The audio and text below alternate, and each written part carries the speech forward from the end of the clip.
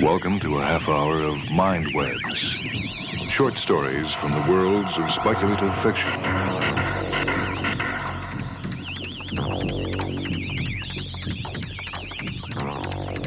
This is Michael Hansen.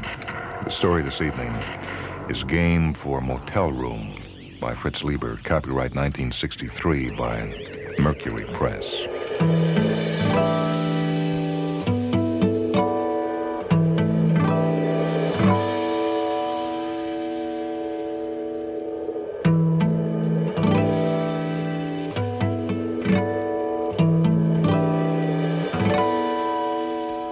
Sonia moved around the warm, deeply carpeted motel room in the first gray trickle of dawn, as if to demonstrate how endlessly beautiful a body can be, if only its owner will let it.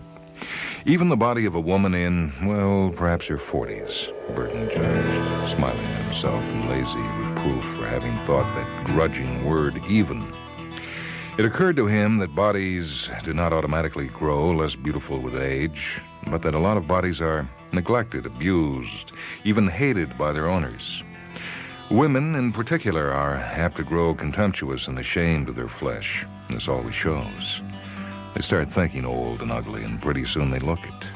Like a car, a body needs tender, constant care, regular tune-ups, an occasional small repair, and above all, it needs to be intimately loved by its owner, and from time to time by an admiring second party. And then it never loses beauty and dignity, even when it corrupts in the end and dies. Oh, the dawn's a cold hour for philosophy, Burton told himself. And somehow philosophy always gets around to cold topics, just as lovemaking and all the rest of the best of life make one remember death and even worse things. His lean arm, snaked out to a bedside table, came back with a cigarette and an empty folder of matches. Sonia noticed. She rummaged in her pale ivory traveling case and tossed him a black pear-shaped lighter. Burton caught the thing, lit his cigarette, and then studied it. It seemed to be made of black ivory and shaped rather like the grip of a revolver, while the striking mechanism was of blued steel. The effect was sinister. Like it? Sonia asked from across the room. Frankly, no. It doesn't really suit you. You show good taste or sound instinct. It's a vacation present from my husband. Yeah? He has bad taste and married you? He has bad everything. Hush, baby. Burton didn't mind. Not talking let him concentrate on watching Sonia. Slim and crop-haired, she looked as trimly beautiful as her classic cream-colored, hard-topped Italian sports car in which she had driven him to this cozy hideaway from the bar where they had picked each other up. Her movements now, stooping to retrieve a smoke blue stocking and trail it across a chair, momentarily teasing apart two ribs in the upward slanting Venetian blinds to peer at the cold gray world outside, executing the fraction of a dance figure, stopping to smile at emptiness. These movements added up to nothing but the rhythms and symbolisms of a dream. Yet it was the sort of dream in which actor and onlooker might float forever. In the morning twilight, she looked now like a schoolgirl, now like a witch, now like an age-outwitting ballerina out for her 25th season, but still in every way the prima ballerina. As she moved, she hummed in a deep contralto voice a tune that Burton didn't recognize. And as she hummed, the dim air in front of her lower face seemed to change color very faintly, the deep purples and blues and browns matching the tones of the melody. Pure illusion, Burton was sure, like that which some hashish eaters and weed smokers experience during their ecstasy when they hear words as colors, but most enjoyable. To exercise his mind, now that his body had had its fill, and while his eyes were satisfyingly occupied, Burton began to set in order the reasons why a mature lover is preferable to one within yoo-hooing distance of 20 in either direction. Reason one, she does quite as much of the approach work as you do. Sonia had been both heartwarmingly straightforward and remarkably intuitive at the bar last night. Reason two, she's generally well-equipped for adventure. Sonia had provided both sports car and motel room. Reason 3, she doesn't go into an emotional tailspin after the act of love, even if her thoughts trend toward death then, like yours do. Sonia seemed both lovely and sensible, the sort of woman it was good to think of getting married to and having children by. Sonia turned to him with a smile. I'm sorry, baby, but that's quite impossible, especially your second notion. Hey, did you really read my mind? What do you mean? Why couldn't we have children? I think I'll take a little chance and tell you why. She came over and sat on the bed beside him and bent down and kissed him on the forehead. That was nice. Did it mean anything special? It was to make you forget everything I'm going to tell you. How? How if I'm to understand what you tell? After a while, I will kiss you again on the forehead, and then you will forget everything I've told you in between. Or if you're very good, I'll kiss you on the nose, and then you'll remember, but you won't be able to tell anyone. Well, if you say so. But what is it you're going to tell me? Oh, just that I'm from another planet in a distant star cluster, and I belong to a totally different species. We could no more start a child than a chihuahua and a cat, or a giraffe and a rhinoceros. Unlike the mare and the donkey, we couldn't even get a cute little sterile mule with glossy fur and blue bows on his ears. Burton grinned. He had just thought of reason 4. A really grown-up lover plays the most delightfully childish nonsense games. Well, go on. Well, superficially, of course, I'm very like an Earth woman. I have 2 arms and 2 legs and this and these. Yeah, for which I am eternally grateful. You like them, huh? Yeah, I do. Well, especially these. Watch out. They don't even give milk. They're used in esping. You see, inside I'm very different. My mind is different, too. It can do mathematics faster and better than any one of your electric calculating machines. Oh, yeah? What's 2 and 2? 22. And also 100 in the binary system, and 11 in the trinary, and 4 in the duodecimal. I have perfect recall. I can remember every least thing I've ever done and every word of every book I've ever leafed through. I can read unshielded minds, in fact, anything up to triple shielding, and hum in colors. I can direct my body heat so that I never really need clothes to keep me warm at temperatures above freezing. I can walk on water if I concentrate, and even fly, though I don't do it here because it would make me conspicuous. Yeah, especially at the present moment. Oh, it'd be one hell of a sight. Why are you here, by the way, and not behaving yourself on your home planet? I'm on vacation. Really? Yeah. Well, we use your rather primitive planet for vacations, like you use Africa and the Canadian forests. A little machine teaches us during one night's sleep several of your languages. It implants in our brains the necessary background information, too. My husband surprised me by giving me the money for this vacation, the same time he gave me the lighter. Usually he's very stingy. But perhaps he had some little plot. I don't know, an affair with his chief nuclear chemist, I guess, and wanted me out of the way. I can't be sure, though, because he always keeps his mind quadruple shield, even from me. So you actually have husbands on your planet, too, huh? Oh, yes, indeed. Very jealous and possessive ones, too. So watch your step, baby. Yeah, although my planet is much more advanced than yours, we still have husbands and wives and a very stuffy system of monogamy. That seems to go on forever and ever everywhere. Oh, yes, and on my planet we have death and taxes and life insurance and wars and all the rest of the universal idiocy. I don't want to talk about that anymore, or about my husband. Let's talk about you. Let's play truths. Deep down truths. Okay. What's the thing you're most afraid of in the whole world? Oh, geez, you really want me to give you an honest answer to that?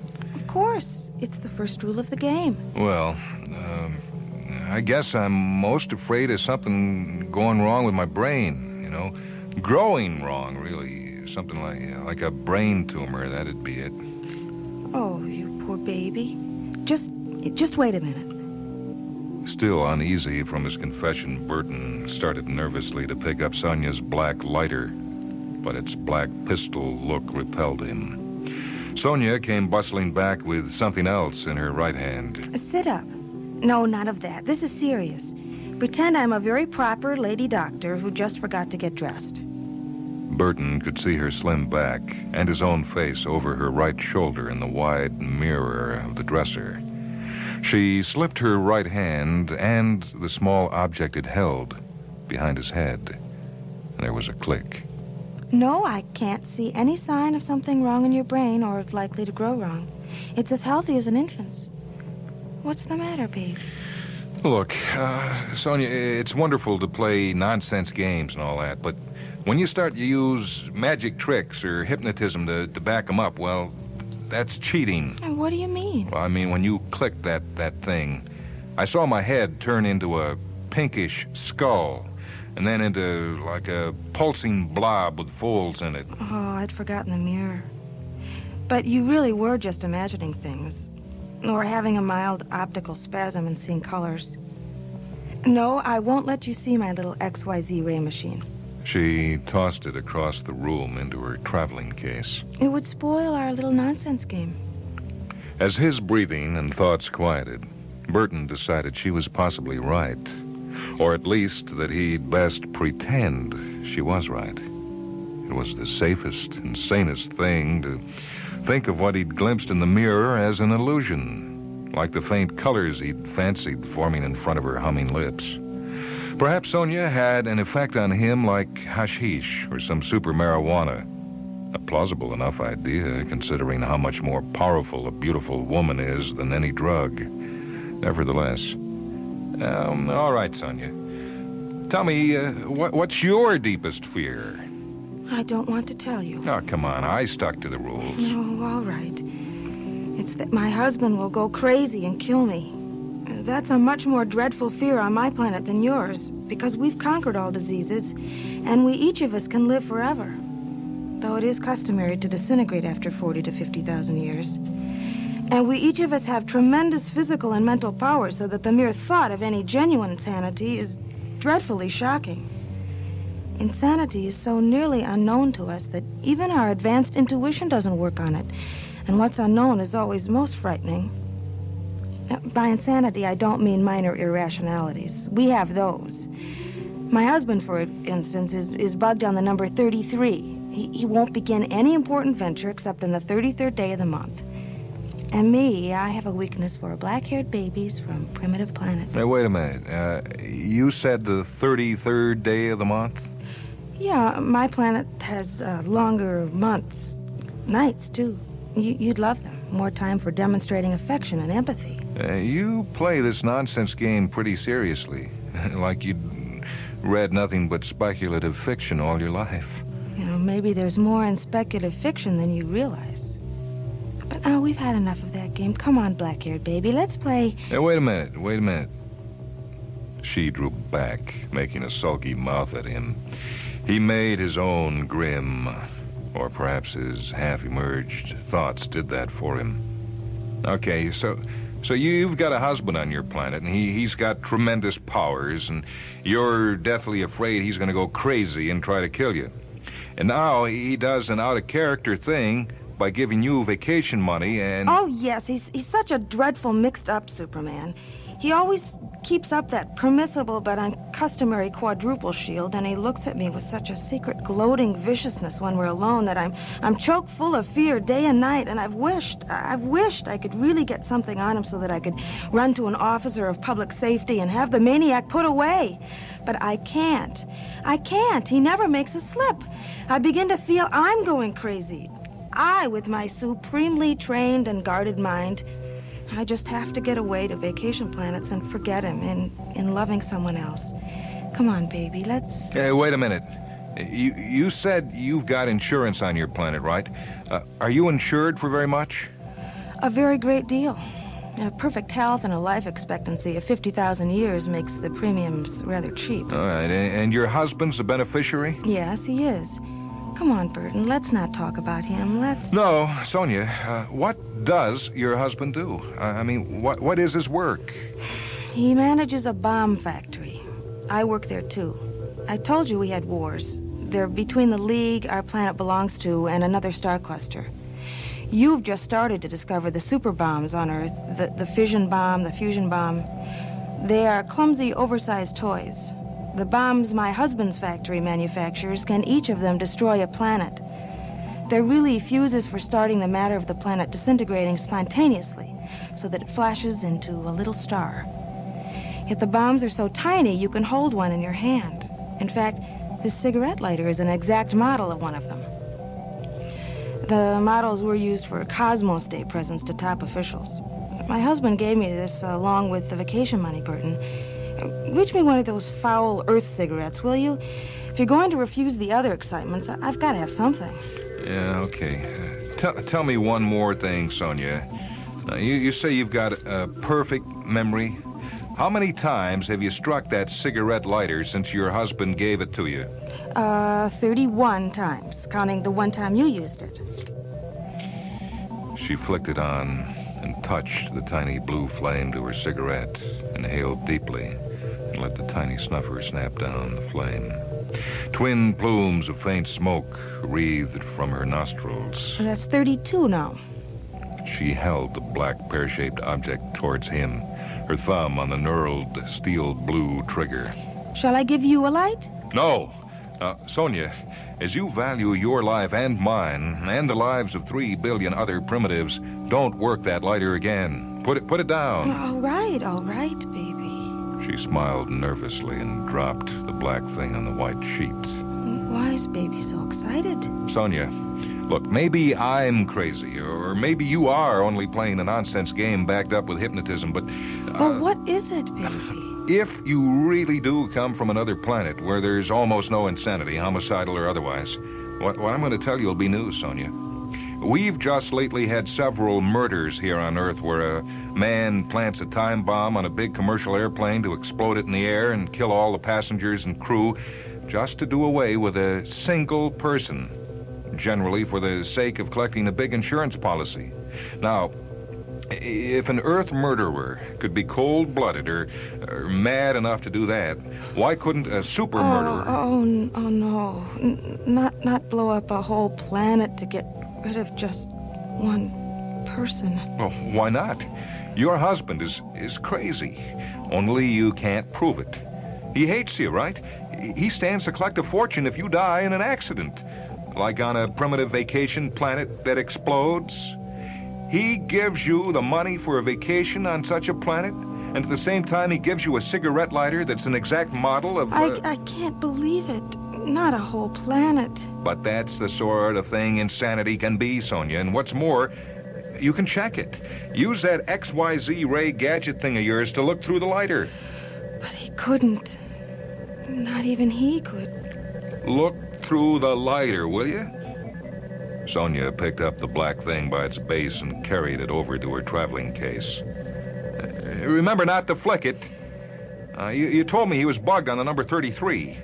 I imagine that would be about the right number to allow to make sure that you were settled on your vacation planet before anything happened. He saw the shiver travel down her back as he said that. And suddenly Burton was shaking so much himself he couldn't possibly have moved. Sonia's hands were on the other side of her body from him, busy above her traveling case. There was a click, and her pinkish skeleton showed through her. It was not quite the same as the skeleton of an Earth human.